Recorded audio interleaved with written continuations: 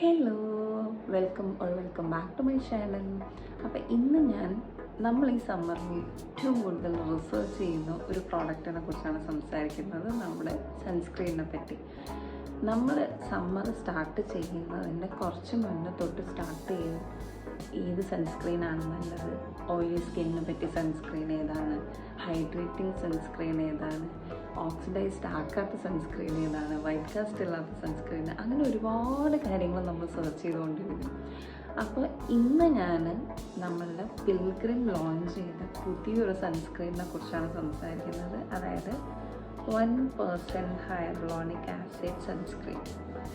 ഇത് SPF 50 PA+++ വരുന്ന സൺസ്ക്രീനാണ്. ഇതിൻ്റെ മെയിൻ കീ ഇൻഗ്രീഡിയൻ്റ് എന്ന് പറയുന്നത് ഹൈറലോണിക് ആസിഡും കൊറിയൻ വൈറ്റ് ലോട്ടസും ആണ് കേട്ടോ ഇതിൻ്റെ മെയിൻ ഇൻഗ്രീഡിയൻ്റ് ആയിട്ട് വരുന്നത്.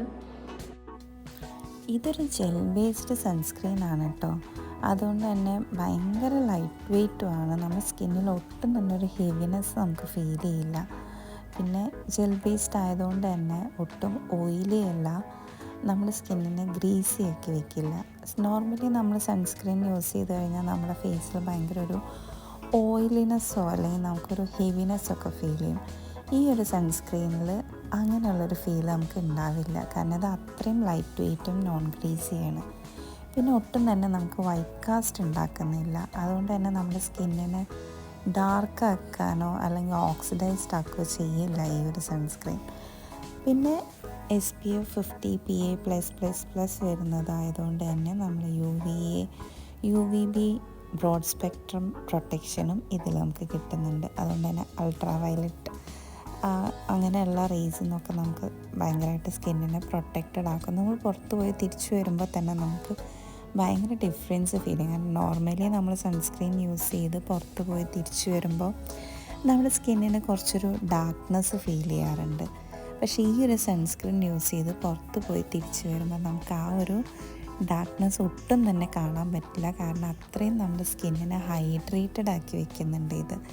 നമ്മുടെ സ്കിന്ന് ഭയങ്കര പ്ലംപ്പായിട്ട് നിൽക്കുന്ന മാതിരി നമുക്ക് ഫീൽ ചെയ്യും കേട്ടോ. അത് അപ്ലൈ ചെയ്ത് കഴിഞ്ഞാൽ നമ്മൾ പുറത്ത് പോയി തിരിച്ച് വരുന്ന വരെ നമ്മുടെ സ്കിന്നിന് ആ ഒരു ഹൈഡ്രേഷൻ നിൽക്കും.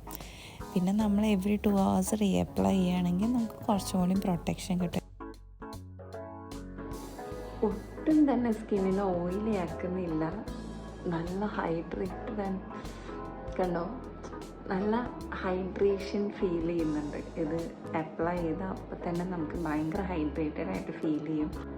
ഒട്ടും തന്നെ വൈറ്റ് കാസ്റ്റ് ഇല്ല, ഭയങ്കര ലൈറ്റ് വെയ്റ്റ് ആണ്, നമ്മളെ സ്കിന്നിന് ഓയിലി ആക്കുന്നില്ല. ഈ ഒരു ഹൈഡ്രേറ്റിംഗ് ഫീല് നമുക്ക് ഭയങ്കരമായിട്ട് കിട്ടും. കാരണം നമുക്ക് നോർമൽ സൺസ്ക്രീൻ തേക്കുമ്പോൾ ഉണ്ടാവുന്ന പോലത്തെ ഒരു സ്കിന്നിനൊരു ഹെവിനെസ്സോ അല്ലെങ്കിൽ സ്കിൻ ടച്ച് ചെയ്യുമ്പോൾ തന്നെ നമുക്കൊരു സൺസ്ക്രീൻ മുഖത്ത് അപ്ലൈ ചെയ്തിട്ടുണ്ട് നമുക്ക് ഫീൽ ചെയ്യുന്നില്ല ഒട്ടും തന്നെ. അടിപൊളി സൺസ്ക്രീനാണ് ഗൈസ്, ഞാൻ 100% റെക്കമെൻഡ് ചെയ്യും.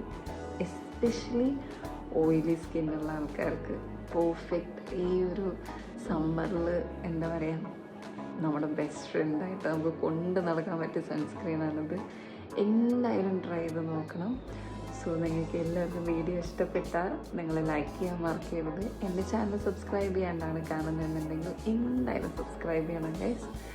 അപ്പോൾ നമുക്ക് അടുത്ത വീഡിയോയിൽ കാണാം. അതുവരെ ബൈ.